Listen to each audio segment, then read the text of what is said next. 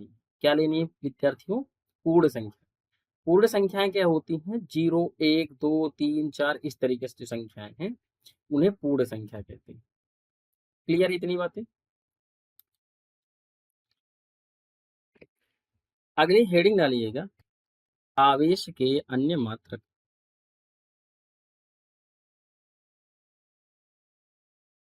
आवेश के अन्य मात्रक। आवेश के अन्य मात्रक क्या है? समझिएगा इस बात। आवेश का सबसे बड़ा जो मात्रक होता है, देखो आवेश का सबसे बड़ा मात्रक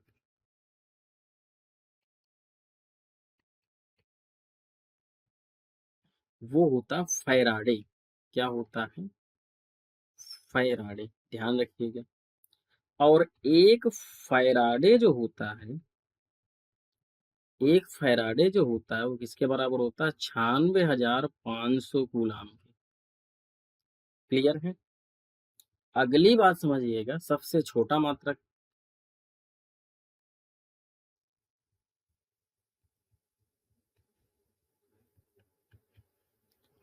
सबसे जो छोटा मात्रक होता है वो होता है ESU। इसे और क्या कहा जाता है? इसे कहा जाता है फ्रैंकलिन भी कहा जाता है। ठीक है। ESU का जो फुल फॉर्म है स्थिर वैद्युत इकाई है। इसकी चर्चा ऊपर हो चुकी है। स्थिर वैद्युत इकाई। क्लियर। अगली बात समझिएगा। और हम क्या कर लेते हैं, यहाँ पे देख लेते हैं, तो बड़े मात्रक हो गए। ठीक है, मतलब सबसे छोटा मात्रक ये है और बड़ा मात्रक ये है। ठीक है। आवेश के लघु मात्रक देख लेते हैं, छोटे मात्रक जो यूज में आएंगे न्यूमेरिकल के टाइम। आवेश के लघु मात्रक।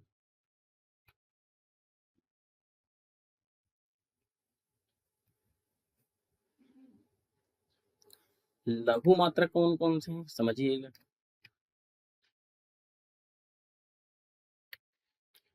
एक तो होगा भैया, एक माइक्रो कूलाम।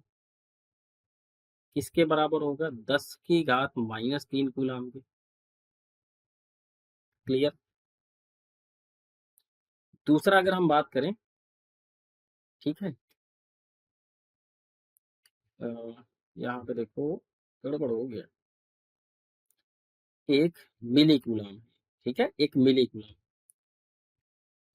अब यहाँ पे ये एक माइक्रो कूलाम, ये होता है 10⁻⁻6 कूलाम। ठीक है। अगली बात समझिएगा। एक नैनो कूलाम बराबर होता है 10⁻⁻9 कूलाम। ठीक है। और और भी समझ लेते हैं भाई। एक पीको कूलाम, एक पीको कूलाम होता है 10⁻12 कूलाम। ठीक है, इतनी बात आपको समझ में आई? ठीक है। अच्छा, आगे अगली हेडिंग डालिएगा, आवेश संरक्षण का नियम। क्या हेडिंग डालनी है? आवेश संरक्षण का नियम। ठीक है, ये नियम क्या है? ठीक है, ये नियम क्या है समझिएगा। देखिएगा, इस नियम के अनुसार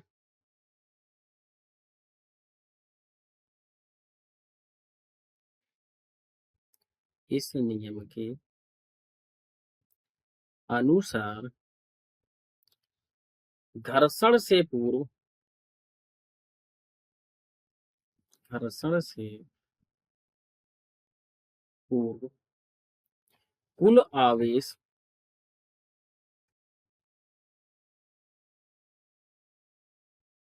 कुल आवेश घर्षण के पश्चात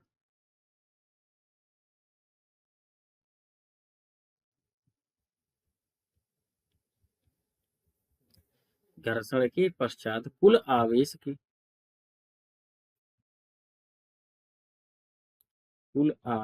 के तुल्य होता है।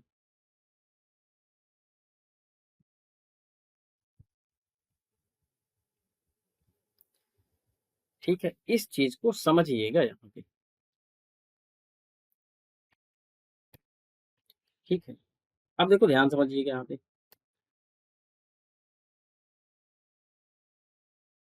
हम बात कर रहे हैं घर्षण से पूर्व की, यानी जब घर्षण नहीं करवाए। ठीक है। अब इसको ध्यान समझने का प्रयास कीजिएगा। हमारे पास एक वस्तु है जिसका नाम है ए। क्या नाम भैया? ए। दूसरी वस्तु का नाम है बी। क्लियर। अब इसको हम नाम देते हैं, इस पर जो आवेश है Q1 बराबर 0 और इस पर जो आवेश है Q2 बराबर है 0। क्या ये बात क्लियर है? ठीक है। अब 0 क्यों है? क्योंकि घर्षण से जो पूर्व वस्तुएं होती हैं वो कुचालक होती हैं, जिन पर कोई आवेश नहीं। ठीक है। अब ध्यान समझिएगा। अगर हम यहाँ पे बात करें Qt की, यानी टोटल आवेश की। तो Q1 प्लस Q2, ठीक है, ये कितना होगा 0, क्योंकि ये 0 है, ये 0 है, 0 प्लस 0 मिलकर 0। ठीक है, उसके बाद हम क्या करते हैं, यहाँ पे समझिएगा। हमने क्या किया भाई, हमने देखा घर्षण के बाद,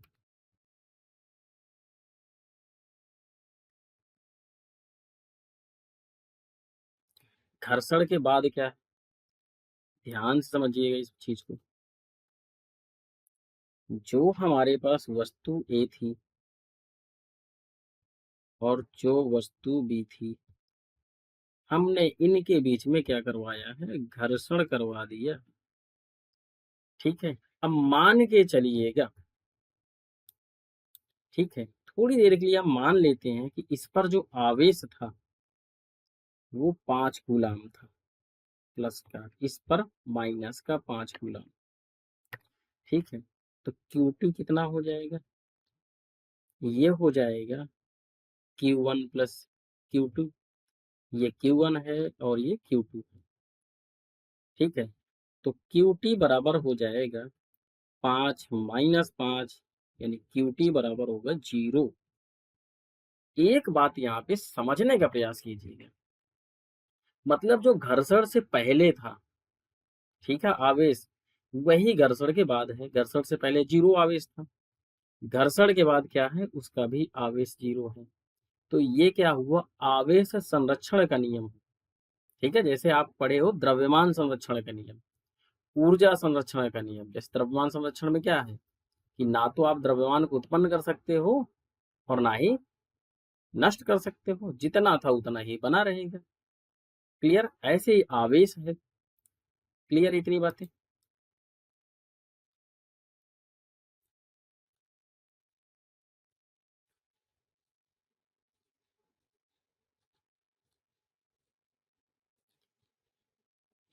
अब आइए हेडिंग डालिएगा कूलाम का नियम। ठीक है, यहीं से सारी चीजें अब स्टार्ट हो रही। हेडिंग डालिए कूलाम का नियम।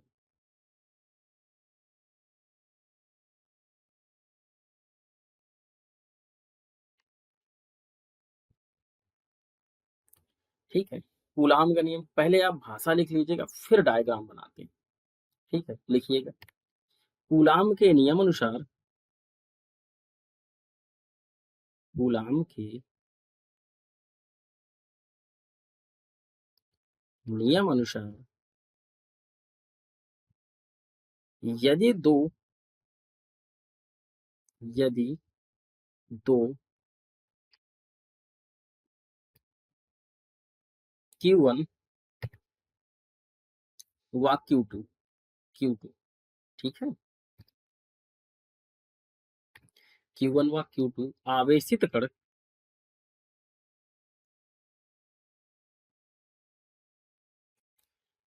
आवेशित कण निर्वात में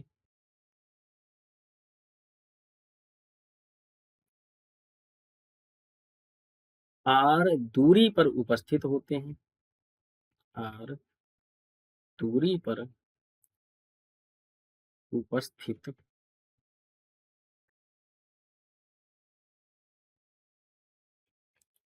होते हैं, तो उनके मध्य, तो उनके मध्य कार्यरत, कार्यरत स्थिर वैद्युत आकर्षण, स्थिर वैद्युत आकर्षण प्रतिकर्षण बल, प्रतिकर्षण बल निम्न घटकों पर, निम्न घटकों पर, निम्न घटकों पर निर्भर करता है।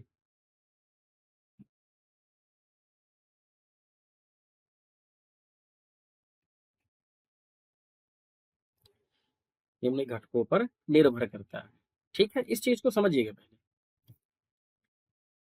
यहाँ पे हमारे पास एक आवेश है Q1 और दूसरा आवेश है भैया Q2, ठीक। और इनके बीच की जो दूरी है वो कितनी है, R। कितनी है, R दूरी, यानी दो आवेश हैं, ठीक है। दोनों आवेश R दूरी पर विद्यमान है, ठीक है। तो कूलाम का नियम क्या कहता है, इस बात को समझिएगा। तो यहाँ पे देखिएगा,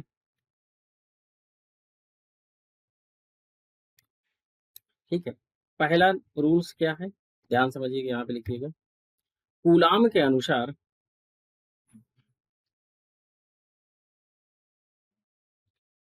कूलाम के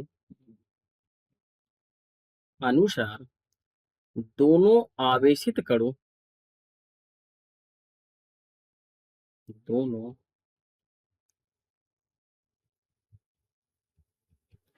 आवेशित कणों के मध्य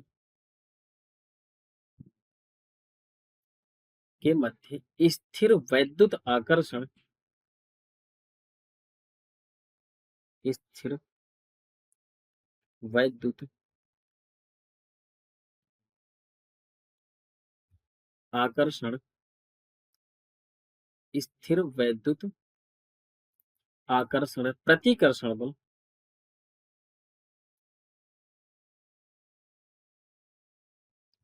प्रतिकर्षण बल दोनों आवेशित कणों की, दोनों आवेशित कणों के आवेशों, आवेशित कणों के आवेशों के गुणनफल के, आवेशों के गुणनफल के परिमाण के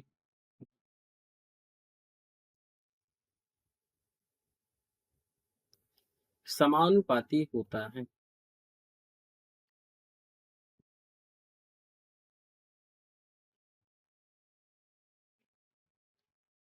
समानुपाती होता है, ठीक है। मतलब बेसिक सी बात समझिए, क्या मामला है, यानी कि F प्रोपोर्शनल Q1 Q2, ठीक है। मतलब ये जो दो आवेश हैं Q1 और Q2, ठीक है, इनके गुणनफल के समानुपाती होगा कौन, बल, ठीक है। इनमें या तो आकर्षण बल लगेगा या प्रतिकर्षण बल लगेगा, तो दोनों आवेशों के गुणनफल के समानुपाती होगा, बस इतनी सी बात है, ठीक है। अगला पॉइंट समझिएगा यहाँ पे, सेकंड नंबर क्या है भाई, ठीक है। इसको लिखिएगा, कूलाम के अनुसार, कूलाम के अनुसार दोनों आवेशित कणों के मध्य,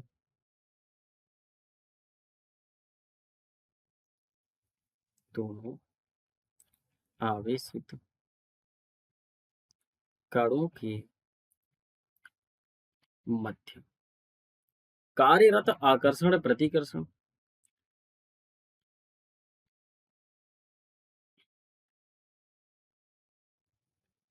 आकर्षण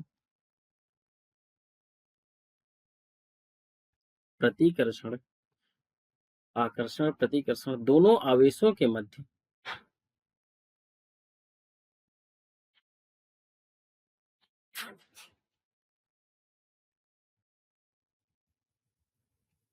दोनों आवेशों के मध्य की दूरी के मध्य की, ठीक है, मध्य की करिएगा,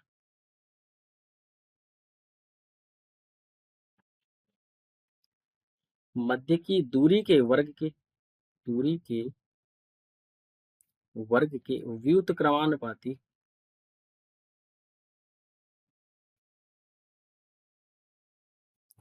व्युत्क्रमानुपाती होता है, ठीक है। इसको समझिएगा, यानी कि एफ प्रोपोर्शनल 1/r²। ठीक है, देखो पहला रूल्स क्या है कि ये जो दो आवेश हैं इनके गुणनफल का समानुपाती होगा, कौन, एफ। दूसरा क्या कह रहा है कि इनकी जो बीच की दूरी है, ठीक है, इसके व्युत्क्रम का यानी उल्टा का वर्ग के समानुपाती। ठीक है, व्युत्क्रम मानुपाती है या उल्टे के समानुपाती है, बात एक ही है। ये आपका हो गया समीकरण नंबर सेकंड। ठीक है, अब आपको क्या लिखना है, यहां लिखना है समीकरण फर्स्ट व सेकंड से। ठीक है, समीकरण फर्स्ट क्या है, ये वाला F proportional Q1 Q2। Second क्या है, एफ प्रोपोर्शनल 1/r²। तो ये हो जाएगा भैया एफ प्रोपोर्शनल Q1 Q2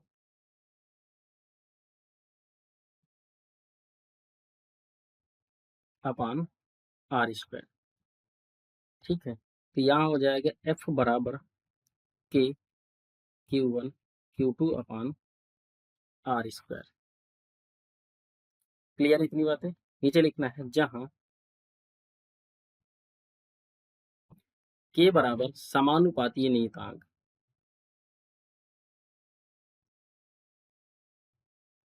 समानुपाती नियतांक। ठीक है, इसे और क्या कहते हैं, इसे कहते हैं कूलाम नियतांक।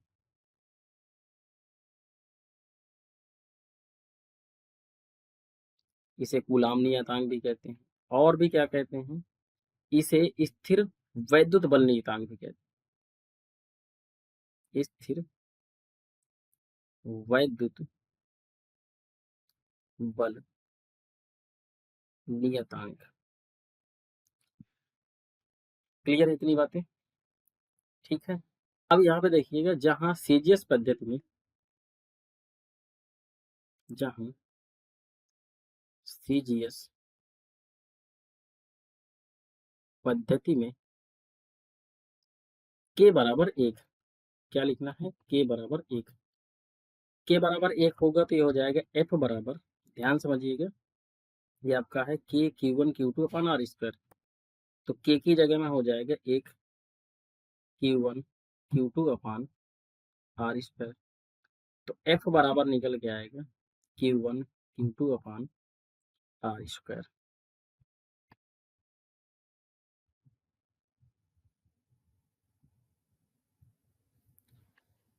क्लियर इतनी बातें। ठीक है, और जो एफ का मात्रक होगा वो क्या होगा, डाइन। क्या होगा मात्रक, डाइन।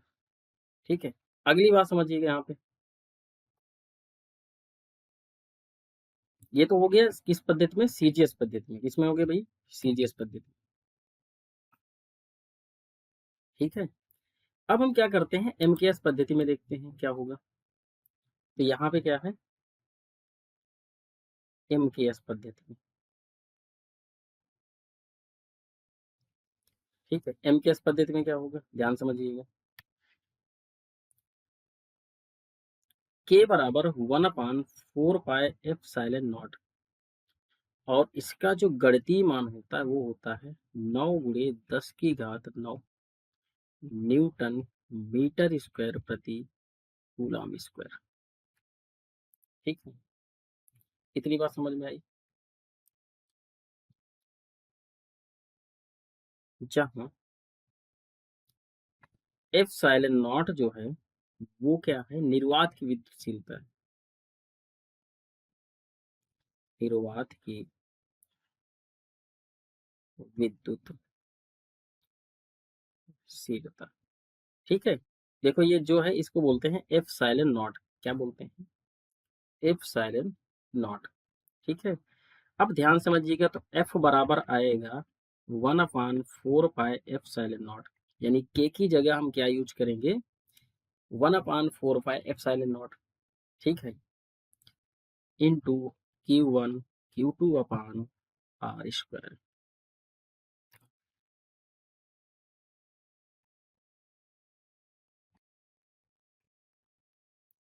ठीक है, तो एमकेस पद्धति में ये मामला हो जाएगा।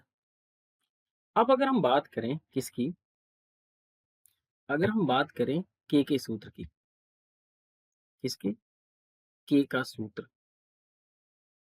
जो आपका नियतांक है इसका सूत्र क्या निकल के आएगा, तो ध्यान समझिएगा। चूंकि हम जानते हैं कि एफ बराबर है के Q1 Q2 upon R square, तो ये हो जाएगा एफ आर स्क्वायर, ये इधर गुणा से में चला जाएगा और ये नीचे आ जाएगा, Q1 Q2 बराबर के। ठीक है, तो इस तरीके से ये के का सूत्र निकल आएगा। क्लियर इतनी बातें। अगली बात समझते हैं यहाँ पे, के का मात्रक। के का मात्रक क्या होगा, ठीक है, तो के का मात्रक होगा न्यूटन मीटर स्क्वायर प्रति कूलम स्क्वायर। क्लियर इतनी बातें। ठीक है, देखो यहाँ पे गड़बड़ हो गया, क्या गड़बड़ हो गया समझिएगा भाई। के बराबर निकल के आया है एफ आर स्क्वायर। ठीक है, ठीक है, ठीक है, एफ आर स्क्वायर बटे Q1 Q2। तो एफ का हो गया मात्रक भैया न्यूटन, और आर जो है मीटर, मीटर स्क्वायर, और ये Q1 और Q2 दोनों आवेश हैं तो ये हो जाएगा कूलम स्क्वायर। ठीक है, ठीक है, तो ये जो है के का क्या निकल के आ गया, मात्रक निकल के आ गया। क्लियर। अब हम देखते हैं यहाँ पे के का विमी सूत्र, के का विमी सूत्र। ठीक है, तो ध्यान समझिएगा, के बराबर है F R square upon Q1 Q2। ध्यान समझिएगा यहाँ पे, के बराबर एफ का जो विमी सूत्र होता है वो होता है ML T⁻², और यहाँ पे ये क्या है, आर स्क्वायर यानी लेंथ है, लंबाई है, इसका हो जाएगा एल स्क्वायर। और यहाँ पे क्या है, आवेश।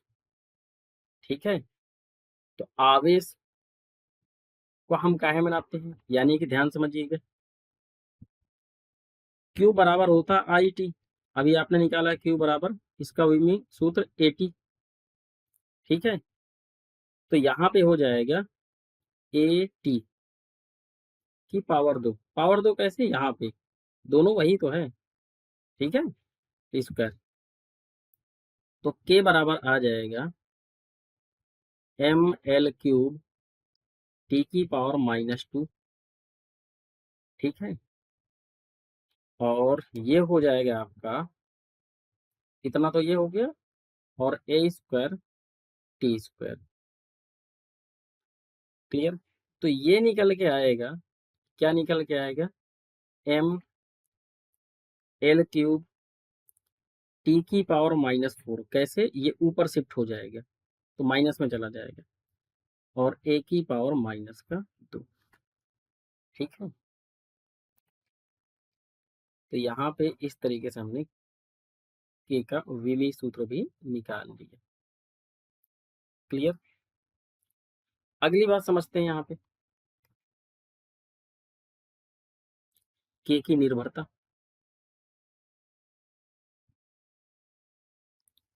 के किस पर निर्भर हो, जो के की निर्भरता है वो क्या होता है, माध्यम की प्रकृति पर। किस पर,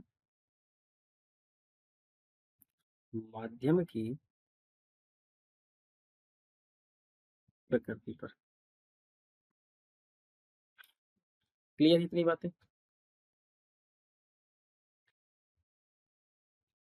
ठीक है, अगली हेडिंग डालिएगा यहाँ पे, के की परिभाषा।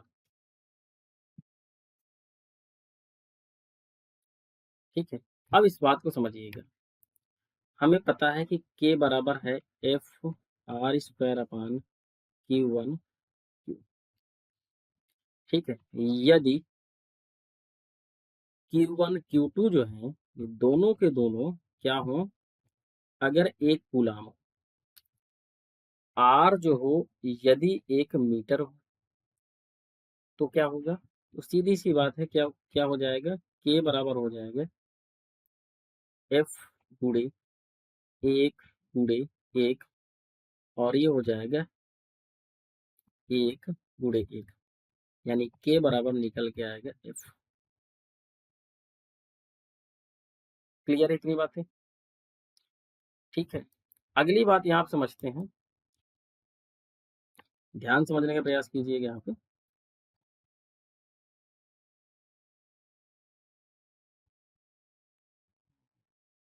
ध्यान रखिए, देखो इकाई परिमाण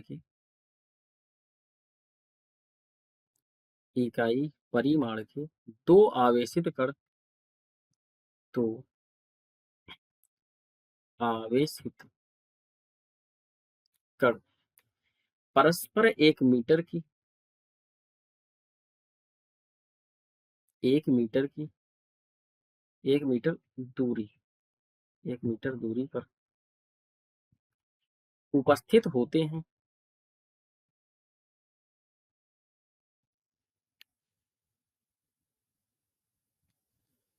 तो इनके मध्य तो इनके मध्य आकर्षण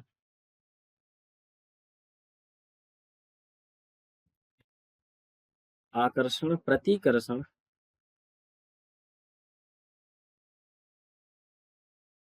बल कुल नियतांक के बल कुल नियतांक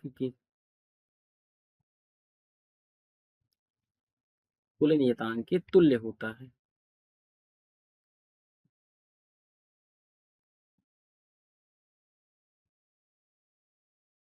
ठीक है, मतलब ये जो है के की परिभाषा है, इकाई परिमाण। ठीक है, दोनों आवेशों को एक एक मान लिया गया है यहाँ पे। ठीक है, इनकी जो दूरी है वो 1 मीटर की दूरी पर उपस्थित हो, तो इनके मध्य आकर्षण प्रतिकर्षण बल कुल नियतांक के तुल्य होता है, यानी के बराबर एफ होगा। क्लियर इतनी बातें? ठीक है, अगली बात यहाँ समझिएगा, अगली हेडिंग डालिए एफ साइलन नॉट के संदर्भ में। एफ साइलन नॉट के संदर्भ में।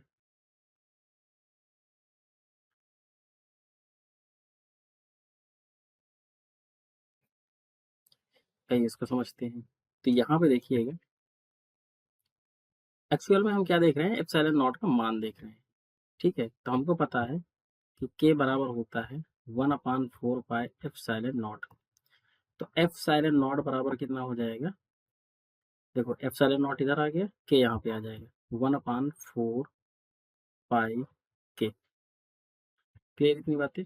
अब ध्यान समझिएगा, तो एप्सिलॉन नॉट बराबर हो जाएगा 1/4। पाई का जो मान होता है वो कितना होता है प्यारे विद्यार्थियों? 3.14। और के का मान अभी ऊपर आपने निकाला था 9 × 10⁻৯। क्लियर है?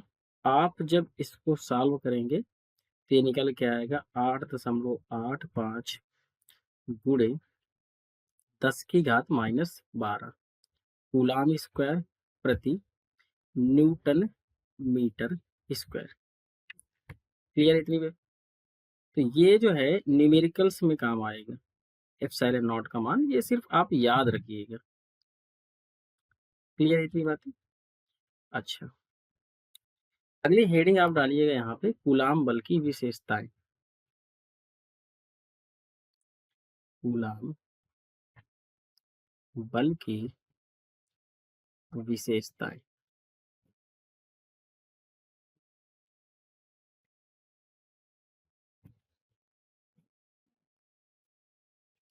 ठीक है, कूलाम बल की विशेषताएं क्या हैं उसको समझिएगा।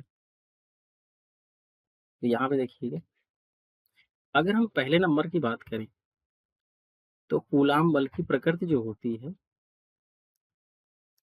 कूलाम बल की प्रकृति वो कैसी होती है? वो होती है आकर्षणी, आकर्षणी, और कैसी होती है? प्रतिकर्षणी, प्रतिकर्षणी।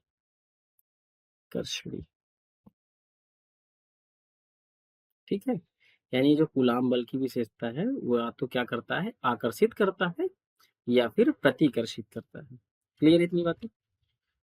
सेकंड नंबर यहाँ पे देखते हैं क्या होगा, कूलाम बल की निर्भरता को देख लेते हैं। कूलाम बल की निर्भरता, ठीक है, ये किन किन बातों पर निर्भर करता है इसको समझने का प्रयास करते हैं। क्लियर है? तो यहाँ पे देखिएगा,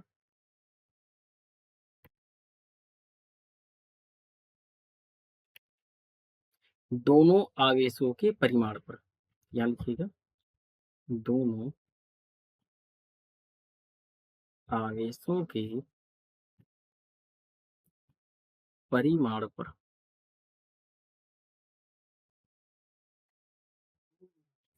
क्लियर? अगली बात क्या है?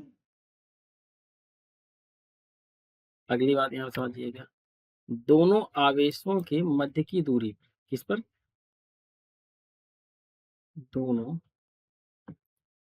आवेशों के मध्य की दूरी पर, मध्य की दूरी पर। क्लियर है प्यारे विद्यार्थियों? ठीक है, और यहाँ पे जो थर्ड नंबर है, थर्ड नंबर समझिएगा, और किस पर निर्भर करता है भैया? तो ये निर्भर करता है आपका माध्यम की प्रकृति पर, यानी कि माध्यम कैसा है, माध्यम की प्रकृति पर। क्लियर है? तो कूलाम बल की जो निर्भरता है, यानी कूलाम बल किन किन बातों पर निर्भर करता है, तो तीन चीजें हैं। कौन कौन सी तीन चीजें? पहला नंबर है दोनों आवेशों के परिमाण पर, दूसरा नंबर है दोनों आवेशों के मध्य की जो दूरी है उस पर, तीसरा है कि माध्यम की प्रकृति पर, माध्यम कैसा है। क्लियर है इतनी बातें? अगली हेडिंग डालिएगा, कूलाम नियम की सीमा बंधन। ठीक है, अगली हेडिंग डालनी है, कूलाम नियम की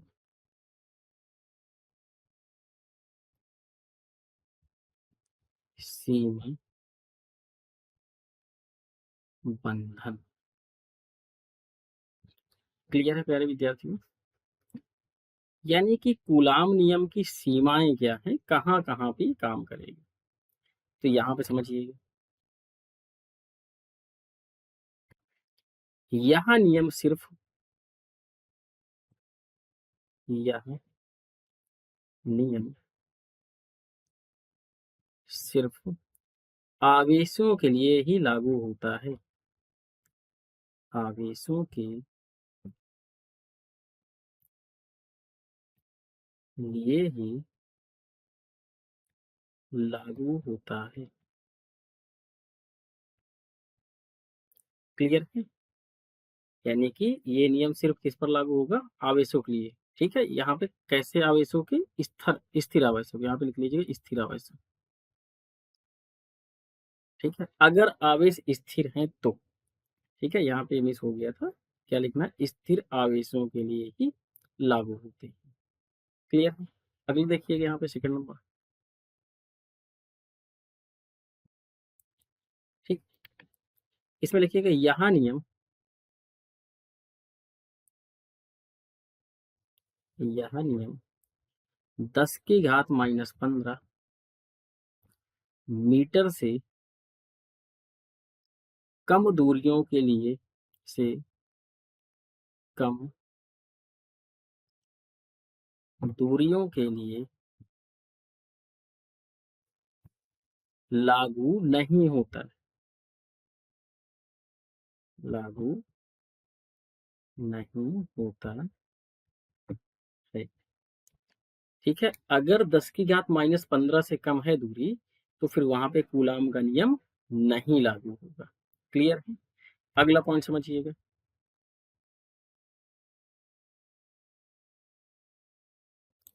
अगला पॉइंट है, लिखो, दो आवेशित कणों के मध्य, दो आवेशित कणों के मध्य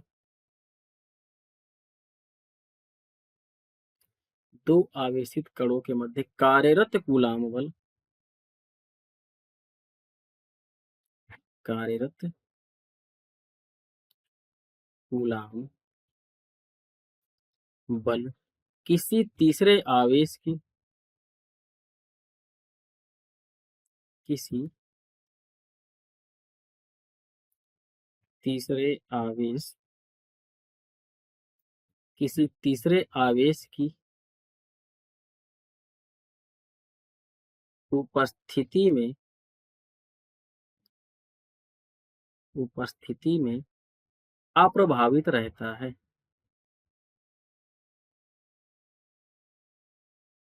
अप्रभावित रहता है। क्लियर है? यानी कि अगर दो आवेशित कणों के मध्य कार्यरत कूलाम बल लग रहा है, कोई तीसरा आवेश वहां पे उपस्थित है, तो उस पर कोई प्रभाव नहीं पड़ेगा। क्लियर है इतनी बातें? अगली हेडिंग डालिए, कूलाम नियम का सदिश निरूपण। कूलाम नियम का सदिश निरूपण।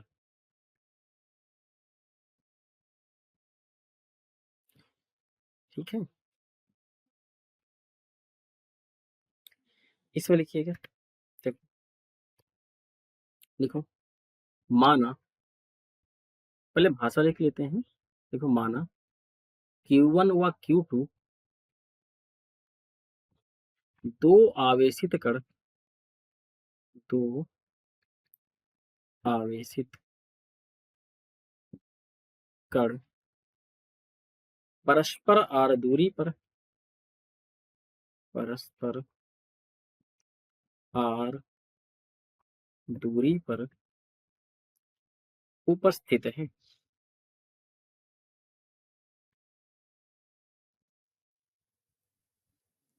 उपस्थित है। Q1 आवेशित कण, Q1 आवेशित कण Q2 पर आरोपित बल, Q1 आवेशित कण द्वारा, ऐसे लिखो, Q1 आवेशित कण द्वारा Q2 पर आरोपित बल, Q2 पर आरोपित बल माना, आरोपित बल माना वेक्टर F12, यानी 1 से 2। अभी आपको समझाते हैं। है, तथा Q2 आवेशित कण द्वारा, Q2 आवेशित कण द्वारा Q1 पर आरोपित बल, Q1 पर आरोपित बल वेक्टर F21 है। ठीक है, इस बात को समझने का प्रयास कीजिए। देखो, यहाँ पे हमारे पास दो आवेश है, एक का नाम है Q1 और दूसरे का नाम है Q2। ठीक है, ये आप समझो।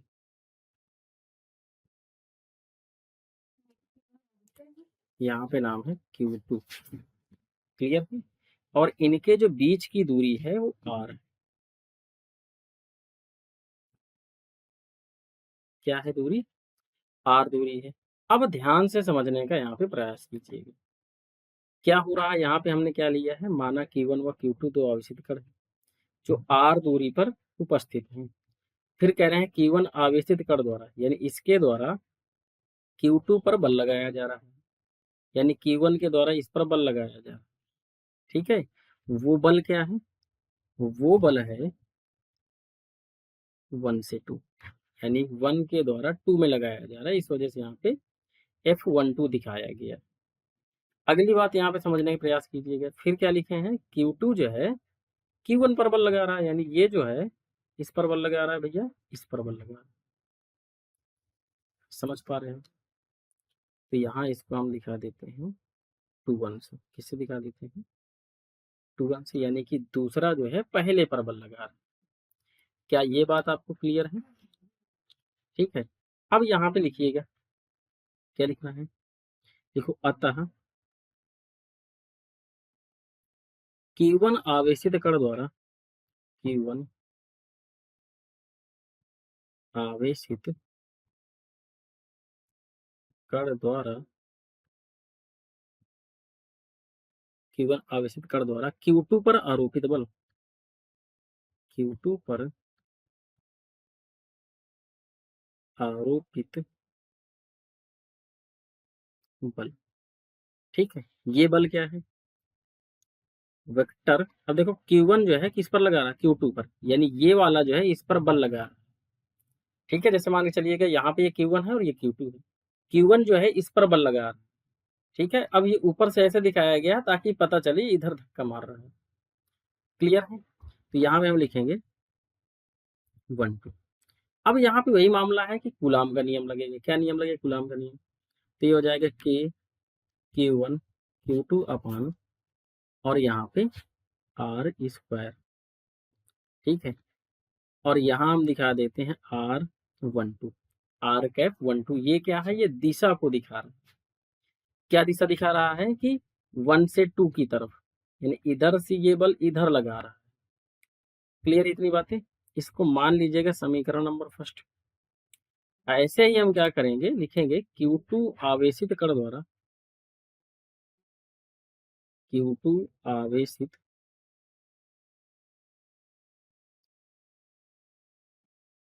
कण द्वारा Q1 पर आरोपित बल, Q1 पर आरोपित बल। ठीक है, ये क्या हो जाएगा, ये होगा वेक्टर F21 बराबर K Q1 Q2 अपान R स्क्वायर, और यहाँ पे जो दिशा को दिखाते हैं कैप से, ये हो जाएगा R21, यानी 2 वाला 1 की तरफ बल लगा रहा है।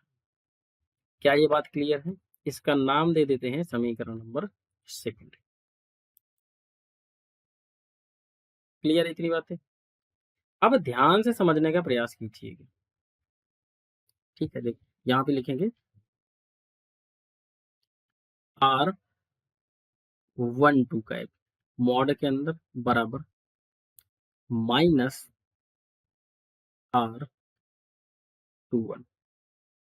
ठीक है, यहाँ पे इसको समझने का प्रयास कीजिएगा। वो कह रहा है ये इधर बल लगा रहा है, जितना बल ये इधर लगा रहा है उतना ही बल ये इधर लगा रहा है। ठीक है, क्रिया और प्रतिक्रिया बल है। क्लियर है इतनी बातें? तो वही चीज को यहाँ दिखाया जा रहा है कि ये जो है ये मॉड के अंदर क्या आ गया है, परिमाण है। ठीक है, यहाँ पे माइनस क्या दिखा रहा है कि उल्टा बल लगा रहा है। समझ पा रहे हो? क्लियर। अब यहाँ पे हम क्या लिख सकते हैं कि, देखो ध्यान समझिएगा, R12 बराबर माइनस कैप R21। ठीक है, क्या इतनी बात क्लियर है? समझ पा रहे हो? ठीक है, अब इसी चीज को हम कैसे दिखा सकते हैं, देखो समझिएगा, यहाँ पे ये R21 बराबर कैप R12।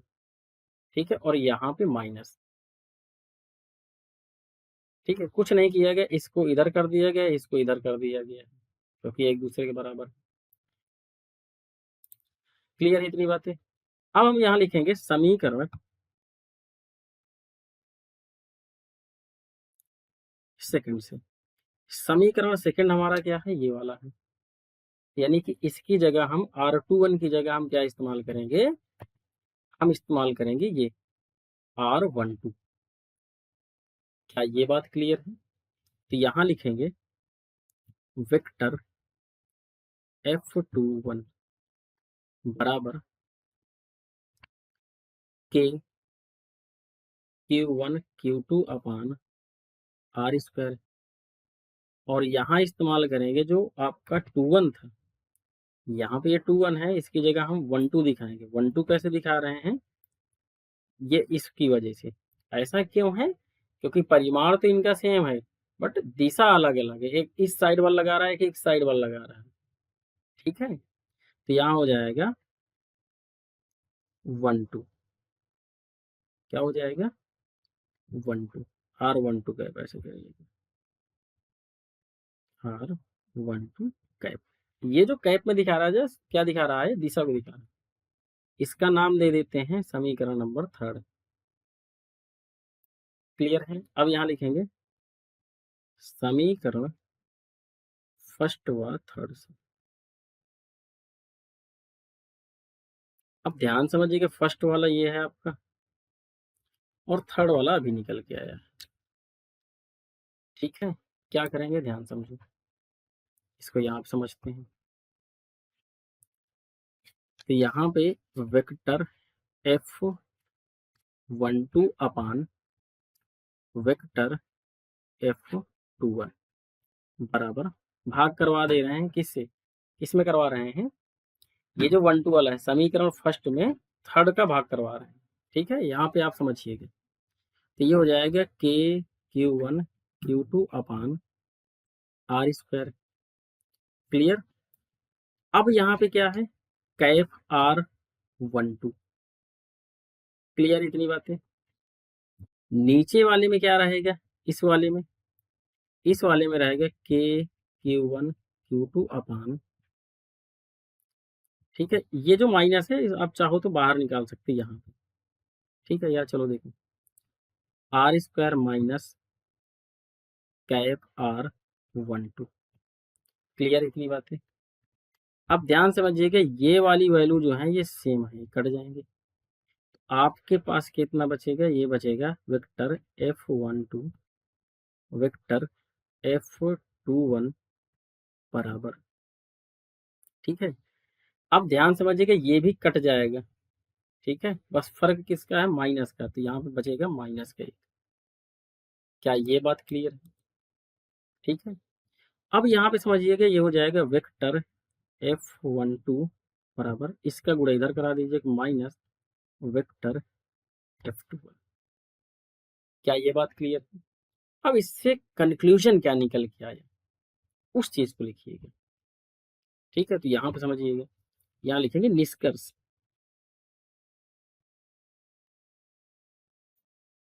देखो हमारे जो आया है वो ये आ गया, इसका निष्कर्ष क्या है,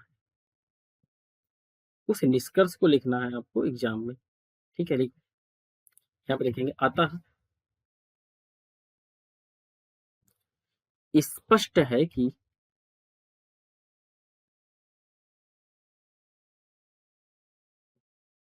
कूलाम नियम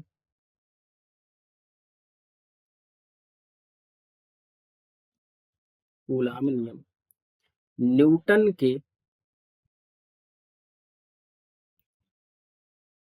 न्यूटन की गति के तीसरे नियम, तीसरा नियम क्या है भैया, वो नियम है क्रिया प्रतिक्रिया नियम। कौन सा नियम है, क्रिया प्रतिक्रिया। ठीक है, क्रिया प्रतिक्रिया नियम की अनुपालना करता है।